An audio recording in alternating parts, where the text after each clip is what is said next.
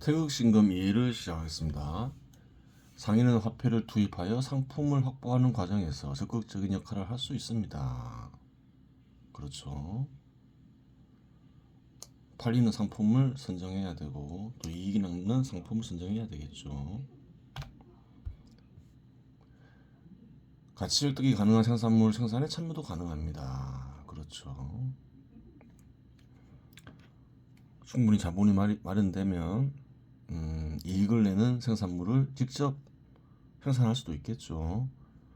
물론 그렇게 되기 위해서는 그러한 참여가 가능한 사회적 조건이 형성되고 상인의 부가 그러한 일이 가능할 정도의 수준으로 성장해야겠으나 조건이 성립되면 실제로 그러한 일은 진행되며 시장 지배 시대에 이르면 상업자본가가 산업자본가로 변신하는 경우도 발생합니다. 고대에는 어떤가요? 신분제도가 있었죠. 상인이 제조업을 할 수 있는 역량이 돼도 제도적으로 받쳐주지 않으면 어떻게 되나요? 못하게 하면 어떻게 되나요? 할 수가 없는 거죠. 그래요. 조건이 형성되어 있어야 돼요. 제도적으로도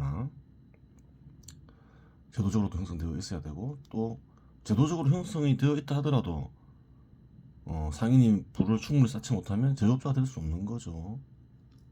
부를 충분히 쌓아야 되고 또 제조업을 할 수 있는 어떤 기술적 조건도 마련되어 있어야 되고 여러 가지 조건이 필요한 거예요. 시장 지배 시대 제도가 발전하면 절로 그러한 조건이 갖추어지겠죠. 상인이 제조업자로 변신하는 원인은 제조업자의 이윤을 획득하기 위해서입니다. 이치상 따져봐야 되겠죠. 예를 들어 상인이 A 제조업자로부터 일정 기간 A 생산물을 100만원에 구입하여 125만원에 판매한다고 가정하겠습니다. 이 경우 계산의 편을 위해 일체의 비용이 없다고 가정하면 이윤율은 25%가 됩니다. 그렇죠. 반면에 A 제조업자의 경우 80만원의 비용을 투입하여 상인에게 100만원에 판매한다면 역시 이윤율은 25%가 됩니다. 그렇죠. 만일 상인의 자본이 축적되어 유유자본이 발생하고 A 생산물의 생산이 가능해지고 조건이 불변이라면 상인은 제조업에 투자할 것입니다.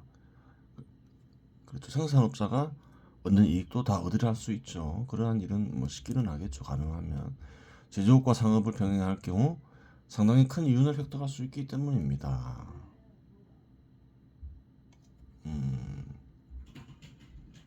그렇죠. 그래요. 상인이 거두는 상인이 이제 제조까지 하면서 얻은 이익에서 모든 비용을 빼면 이윤을 구할 수 있죠.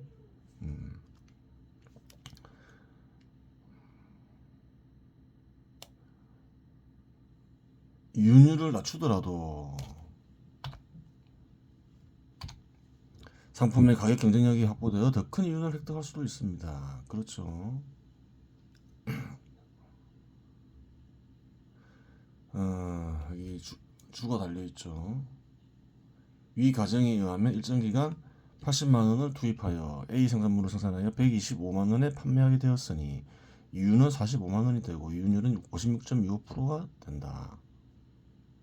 현실에서는 상업시설과 공업시설을 모두 갖추고 운영해야 하니 비용 역시 크게 증가하여 그와 같은 이윤율은 실현될 수 없다.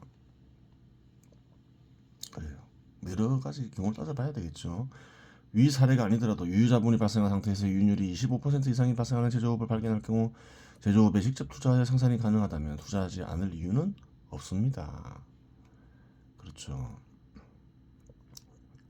현대그룹 창업자 정주영 회장은 쌀가게 경영으로 사업을 시작하였는데 상업으로 처음 시작했다고 알려져 있죠. 여러 사회적 조건으로 사업을 접었다가 1946년 현대자동차공업사를 설립되고 1947년 현대토건사를 설립하였습니다.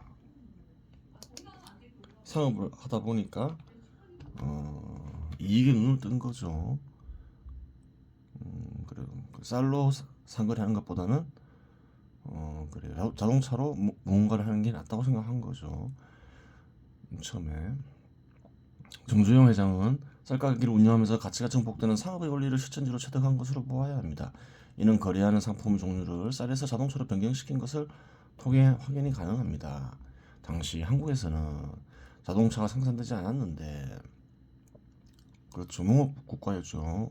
산업이 발전하지 못한 그래 1950년대 60년대나 미국은 자동차를 이용했고 자동차라는 것은 일정 시간이 지나면 주기적으로 고장나기 시작하여 폐차해야 하는데 이를 수선하여 큰 이윤을 획득하고 판매한 것으로 보입니다. 그렇죠. 미군은 거의 해방 이후 계속 주둔하였죠. 잠시 빼고 그 미군이 사용하던 차들을 이용해서 이제 이익을 냈겠죠. 그렇게 알려져 있죠. 당시의 자동차는 부의 상징이었으니 수요를 확보하는 일은 가격이 당시 부자로 분류되는 인간들이 구매력 수준을 넘어서지 않으면 확보가 어렵지 않았을 것입니다. 세차는 부자들 아니면 못 탔죠. 수십 년 전만 해도 그렇죠. 중고차는 그렇지가 않으니까 버리는 차를 수선해서 팔면 아주 비싸지만 않으면 그래요. 구매자를 구할 수 있었겠죠. 그러면 판매할 자동차를 구하는 것이 문제인데 이 문제는 심각한 문제가 아닙니다. 미군에서 버리는 자동차를 인수하여 수선한 뒤 구매자가 원하는 가격에 판매하니 아무런 문제가 발생하지 않습니다. 물론 버리는 자동차라도 비용이 들 수도 있겠으나 폐차해 준다는 조건으로 약간의 소득도 들 수도 있으니 실제로 그런 일이 있었다면 금상첨화라 할 수 있겠습니다. 미군에서 폐차하려는 차도 있을 거 아니에요. 오래 써서 그러면 폐차해 주겠다고 그리고 금전 이득을 얻을 수 있죠. 또 그것을 수선해서 팔면 더 큰 이익이 되겠죠. 물론 오늘날의 발전 수준에 있어서 한국에서는 이러한 상거래를 통한 이익 획득은 쉽지 않습니다. 못 살 때 이야기고 그렇죠. 하여간 이러한 상거래를 통해 자동차라는 상품을 다루기 시작한 정주영 회장은 1967년 미국 포드차와의 합작하여 현대 자동차를 설립하였는데 2013년 자동차 판매량이 세계 5위에 이르게 됩니다. 그렇죠.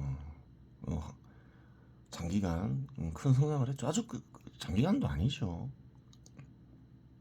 거의 한 50년 조금 더 됐죠. 정주영 회장의 경우는 상인의 기능과 생산자의 기능을 동시에 수행하게 되는데 이는 시장이 성숙한 시장 지배 시대에서 나타날 수 있는 현상입니다. 그래요.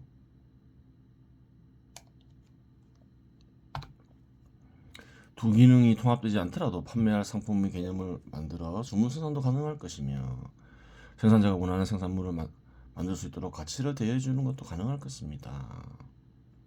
뭐 여러 가지 거래가 가능하다는 거예요. 구자는 일종의 금융기능으로 상거래의 규모가 커지며 거래하는 상품의 종류가 다양해지고 상인의 부가 증가함에 따라 선천적으로 나타날 수 있는 흐름입니다. 무언가를 대여해주는 일은 화폐에서만 일어날 수 있는 건 아니죠. 실제로 뭐 기계를 대여해줄 수도 있고 작업복을 대여해줄 수도 있고 그래요.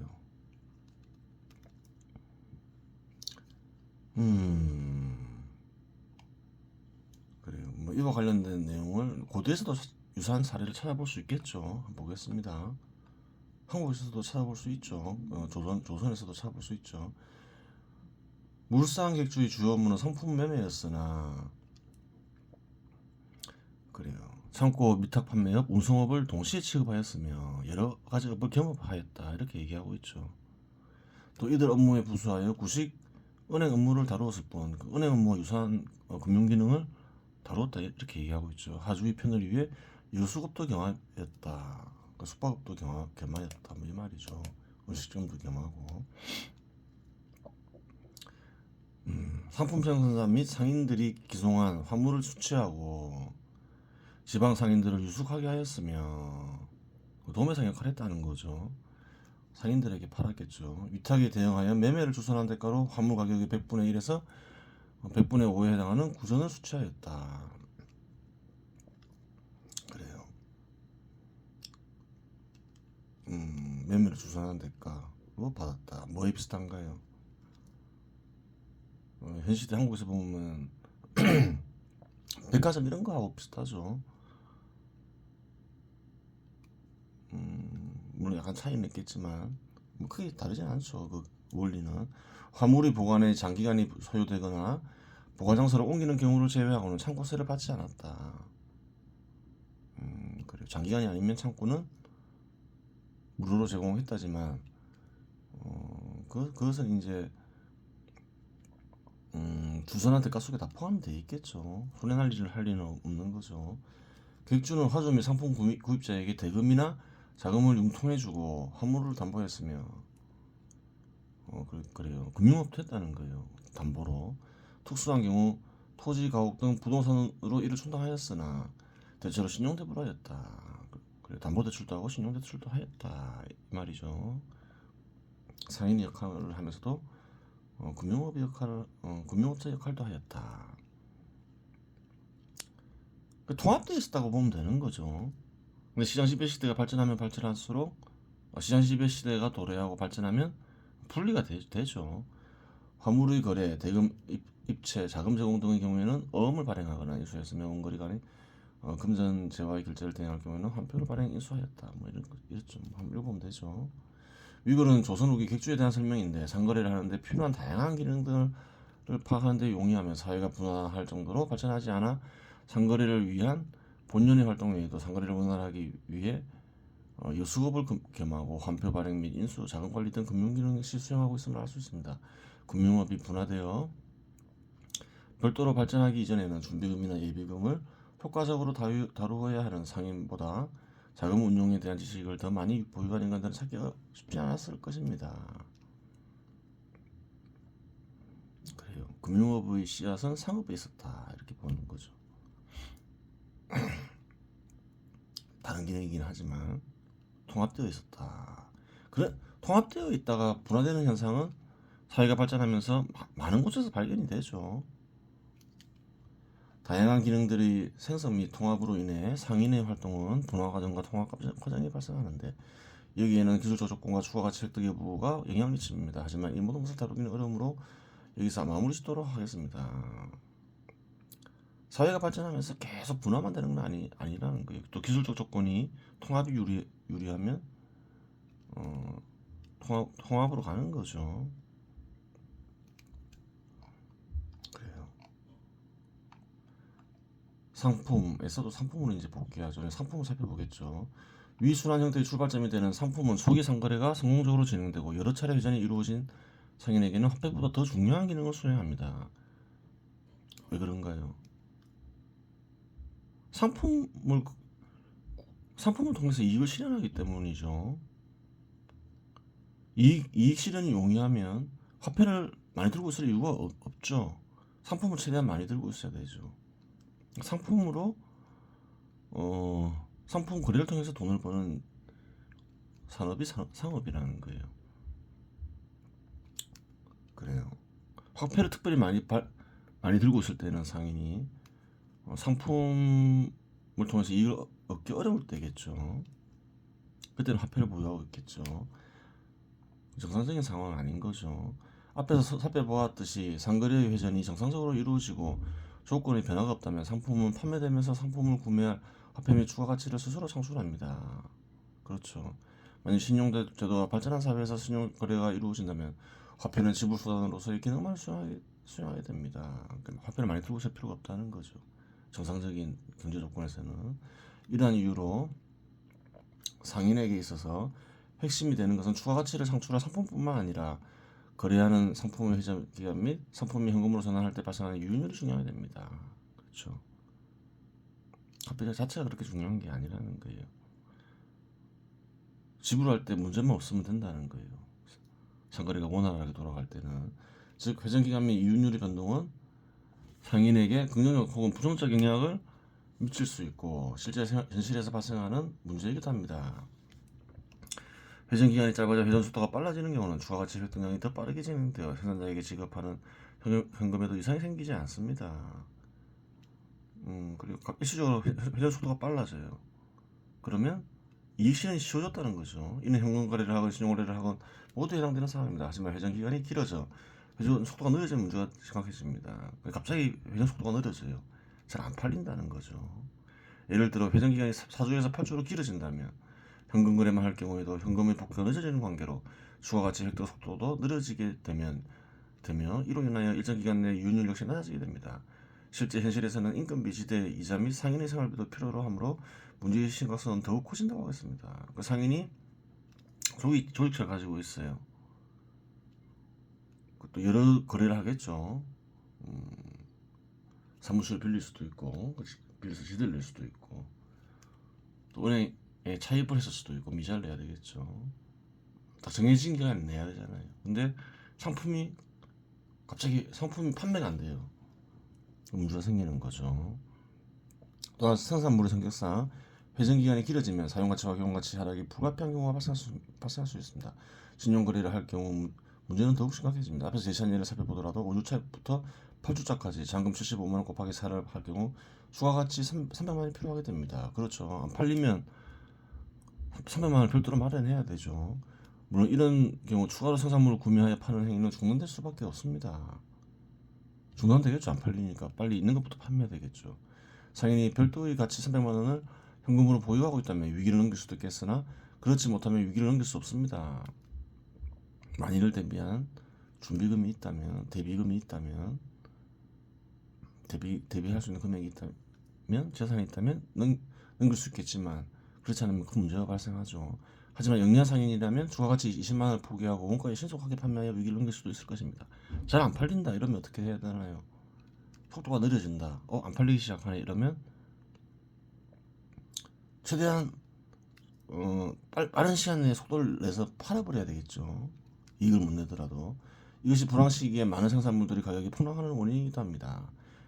상인이 상거래를 할 때 드는 비용은 상품의 구매 비용, 판매 비용, 조직체 구성 비용, 크게 세 가지가 있는데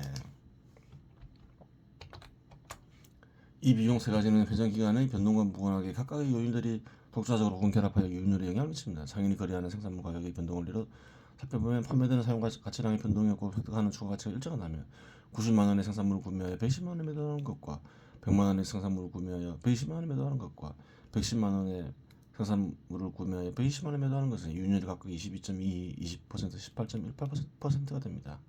그렇죠. 구매하는 가격이 높아지면 높아질수록 이윤율은 작아지겠죠. 최대한 싸게 사려 하겠죠. 그렇죠. 상거래는 그렇죠. 따라서 상거래는 어떤가요? 구매자는 최대한 싸게 사려 하고 기본적으로 판매자는 최대한 비싸게 팔려고 하는 거죠. 따라서 생산물의 가격 변동은 이윤율에 영향을 미치는데 현실적으로는 생산물의 판매 가격의 변동 역시 구매 가격의 변동과 함께 고찰해야 하고 서로 연동되는 정도는 생산물마다 차이가 날 수 있습니다. 구매 가격이 하더라도 기존의 판매 가격에서 상거래 회전 속도의 변화가 발생하지 않는 한 판매 가격의 하락은 이루어지지 않을 것이며 구매 가격이 하락해요. 근데 잘 팔려요.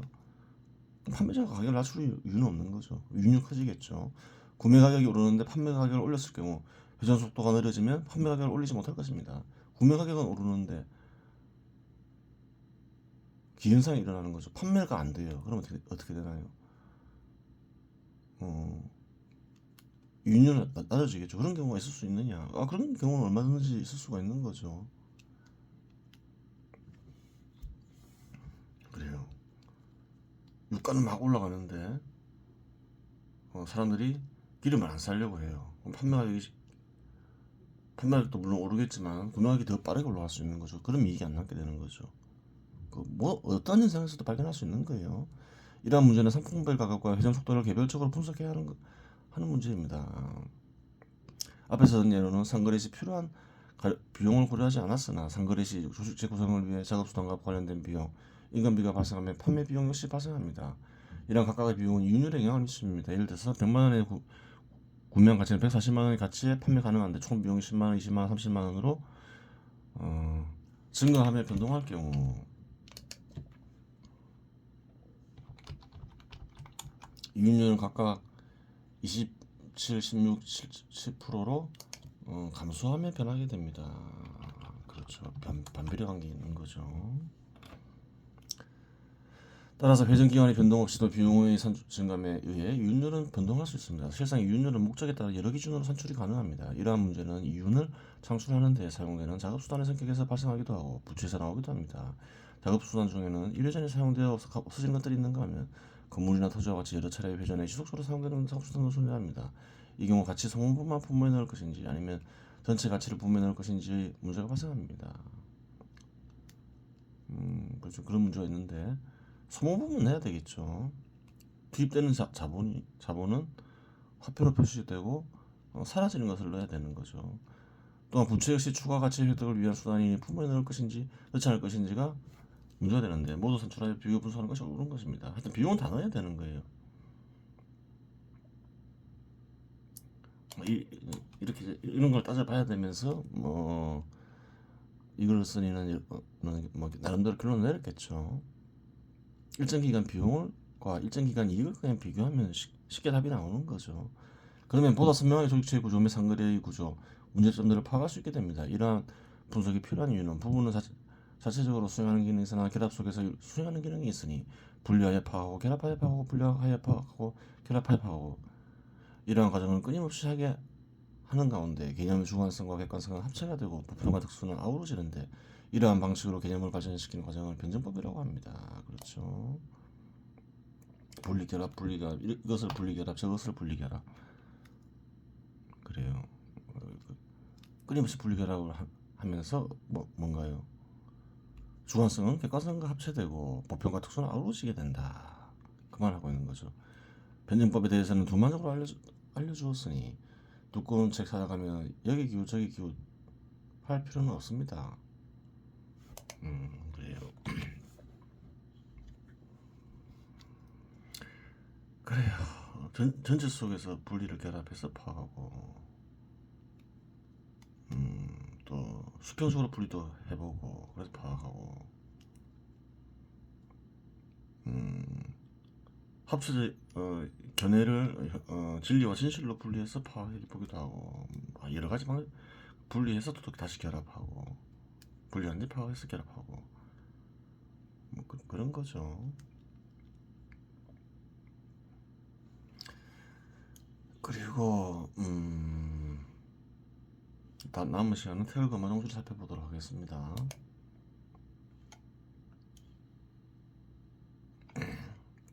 여기서부터 하면 되죠. 1년 불기에 한 생각도 일어나지 않으면 즉 정념 내생 곧 바른 생각이 일어난다 하면 곧 갑자기 바른 생각이 일어난다. 그러니까 두 생각이 나오는 거죠. 1년과 정념.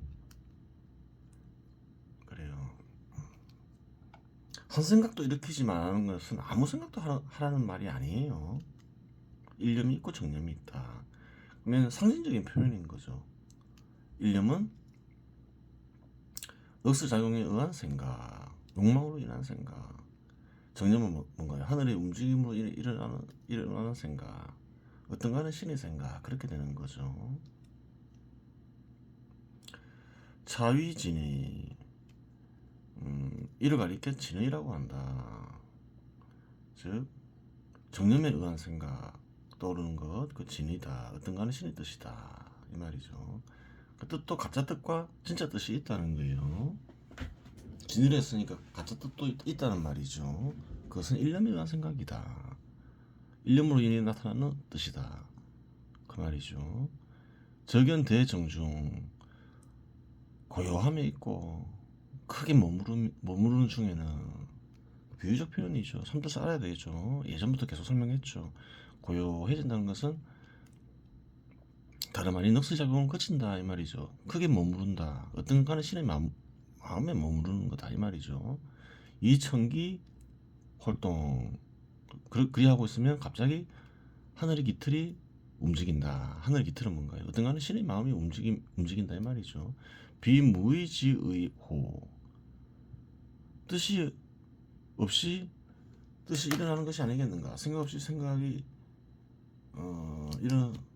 생각 없이 생각이 일어나는 것이 아니겠는가 이 말이죠.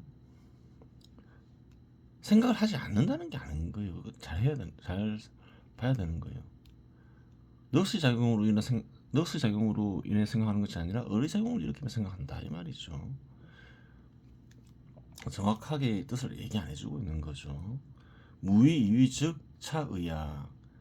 무의이위 하는 일 없이 한다는 것은 곧 이러한 뜻이다. 즉 하는 일 없이 한다는 것은 어떤가는 신의 뜻에 따라서 생각하고 행동한다 이 말이죠. 그래요. 무의를 중시하죠. 그러니까 아무것도 하지 말라는 말이구나. 아무것도 안 해야 되겠다 하면서 멍 때리고 있으면 안 된다 이 말이죠. 그리 생각하고 멍 때리고 있으면 안 된다 이 말이에요. 참뜻을 보겠습니다. 생각에는 욕망의 움직임에 관한 생각과 하늘의 움직임에 관한 생각이 있는데 앞의 생각은 하나의 생각, 뒤의 생각은 바른 생각이라고 말하기도 한다. 그렇죠. 한 생각도 일으키지 마라. 그리하면 참된 깨달음에 이르리라 라는 말을 곧이곧대로 믿으면 아무런 생각도 하지 않으면 참된 깨달음에 이를 수 있다고 생각하기 쉽다. 하지만 한 생각도 일으키지 말라는 말 속에 간직된 참뜻은 아무 생각도 하지 말라는 말이 아니라 똑바로 생각하라는 말이다. 똑바로 생각하면 참된 뜻으로 이루어진 바른 생각이 나타나는데 그 방법은 무엇인가? 다름 아닌 넋의 작용을 그치고 오래 작용을 일으켜 어떤가는 신의 마음에 머무르는 것이다. 그러면 어떤가는 신의 마음이 움직이며 드러나는데 그때 드러나는 뜻은 달리 뜻없는 뜻이라고 불리기도 한다. 아무 뜻이 없는 게 아니다 이 말이죠. 이 말 즉 뜻없는 뜻은 넋의 작용에 의해 생겨나는 뜻이 아닌 어떤가는 신의 뜻을 가리킨다. 이처럼 뜻을 얻고 뜻에 따라 사는 일을 가리켜 하는 일 없이 한다라고 말한다. 무의위라고 말한다. 그렇죠. 시수이구 갑자기 시가 나오죠. 앞에서 시를 언급했죠. 처음에. 그리고 막판 가서 시풀이가 나오는 거예요. 그럼 이제까지 설명은 다 뭔가요? 앞에 언급한 시를 이해하기 위한 준비 작업이었다. 사전적 지식을 제공하는 거였다. 이렇게 볼 수 있는 거죠.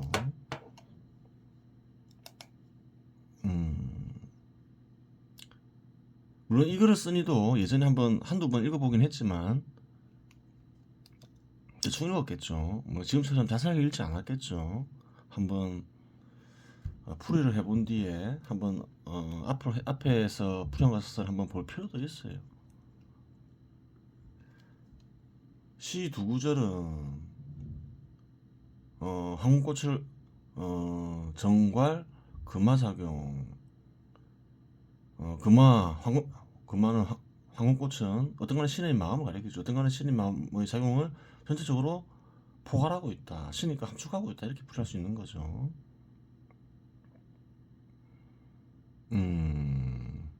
그래요. 차 이구시 1월호 채의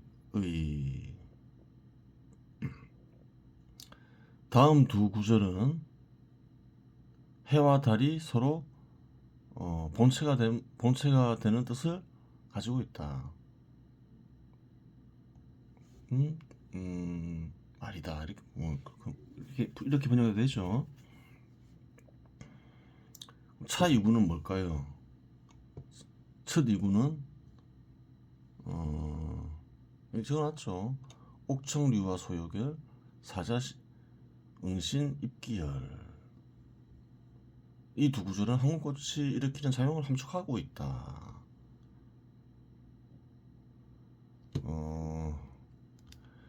옥청류와 소요결. 옥청은 옥황상제가 머무는 곳을 가리키죠. 그러니까 옥황상제는 어떤가는 신을 인격화해서 이름을 붙인 거죠. 그러니까 뭔가요? 첫 구절은 어떤가는 신의 마음을 어떤가는 신을 통해서 익혀라. 어떤가는 신이 전하는 비결을 통해서 그래요. 수련을 해야 한다 이 말이죠. 사자 응신 입기열. 그래요. 의식에 어떤가는 신, 엉긴 신, 어떤가는 신을 가리키죠. 어떤가는 신을 강림시켜라. 응신을 통해서 그 을을 모아서 을이 어떤간에 신에서 비롯됐죠. 그러면 그래 어떤간에 신을 강림시켜라 이 말이죠. 그게 이제 핵심이다. 전체를 아우르는 말이다 이 말인 거예요. 넉스 작용을 거쳐라. 넉스 작용을 거치고 어떤간에 신이 전하는 비결에 따라서 익혀라. 그리하여 그것의 핵심은 어떤간에 신을 의식에 강림시키는 것이다. 그런 거죠. 자, 2구는 이제 뭐다 해와 달이 해와 달이 서로 본체가 되는 건데 그 말은 무슨 말인가요? 한번 보겠습니다. 6월 즉리화야. 6월은 아주 더울 때죠. 한여름을 가리키죠. 한여름은 이계이며 불이다. 이계는 이거죠. 이계이며 불이다. 중간이 끊어져 있죠. 근데 앞에 설명했죠. 이게 양은 어떤 거는 신을 뜻하고 음은 인간의 속성을 가리키죠. 그래요. 어떤 거는 신의 마음속에 있는 영혼. 그게 이게를 가리키는 거죠. 얘는 설명했어요. 근데 백설비 즉 리중진음. 백설비는 이게 속에 있는 음이다. 진음이다. 끊어져서는 음이라 했죠. 근데 그냥 음이라고 하지 않고 진음이라고 하죠. 왜 그런가요? 어떤 간에 신의 마음속에 있는 영혼, 어떤 간에 신과 같아지는 영혼을 가리키기 때문에 그런 거죠. 그래서 진음이라고 하는 거예요. 그냥 음이 아니라 어떤 간에 신의 마음에 있는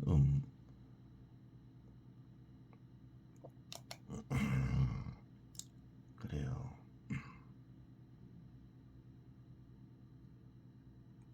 삼경 즉 감수야. 삼경은 뭔가요? 아주 어두울 때죠. 관계다. 관계면 물이다. 관계면 물이다. 관계 그러니까 끊어진 것은 음을 뜻하죠. 근데 중간에는 양이 들어가 있죠. 그 인간의 마음에 있는 어떤 가는 신을 가리킨다. 이 얘기죠.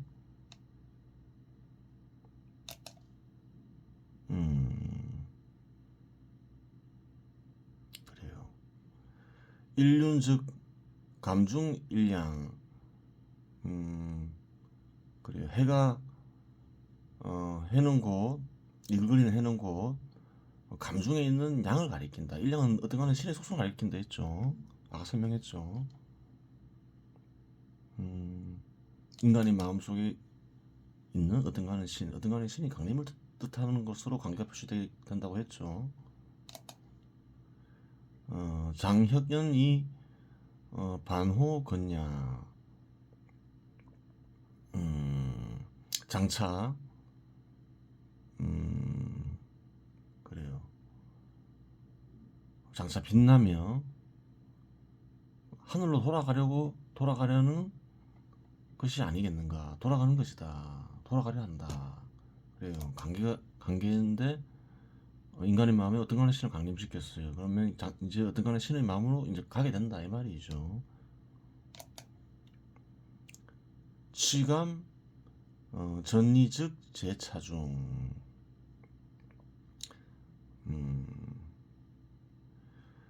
관계를 취하고 이계를 메우는 일이 이 속에 있다. 관계를 취하라. 이 말은 무슨 말인가 이제 이해할 수 있죠. 어떤 간의 신을 강림시켜라. 그래요. 전리 일을 메워라. 그 무슨 말인가요? 어떤 간은 신과 같아져라. 그래요. 그 말이죠. 어떤 간은 신의 마음에서 어떤 간은 신과 같아져라. 진양이 되어라. 이 말인 거죠. 그래 다 풀이했어요. 그럼 예전에 한번 풀이한 걸 한번 볼게요. 요동빈 큰 스승이 말했다. 어떤 간은 신으로부터 얼매지 않고 자연 억지스럽게 익히려 하지 않아도 절로 익혀지는 비결이 내려왔다. 을의 작용을 일으켜 을을 엉기게 하여 어떤 간의 신의 마음으로 돌아가며 어떤 시간 어떤 장소 어떤 상황에서도 어떤 간의 신의 뜻을 접하며 어떤 간의 신의 뜻에 따라 살게 된다. 어떤 간의 신의 마음으로 돌아간 뒤 다시 인간의 마음으로 돌아오면 어떤가는 신의 뜻을 드러내라. 가해가 어떤가는 신의 마음은 참으로 오묘한 곳 가운데 오묘한 곳이고 일체 넉스작용으로 인해 생긴 것들이 없는 곳이니 참전진과 같이 편안한 곳이다. 아예 그렇죠. 그래요. 비교해 보도록 하세요. 발전이 있었는지 없었는지. 그래요. 완전하게 시를 풀이한 거죠. 이번 시간 여기서 마치겠습니다.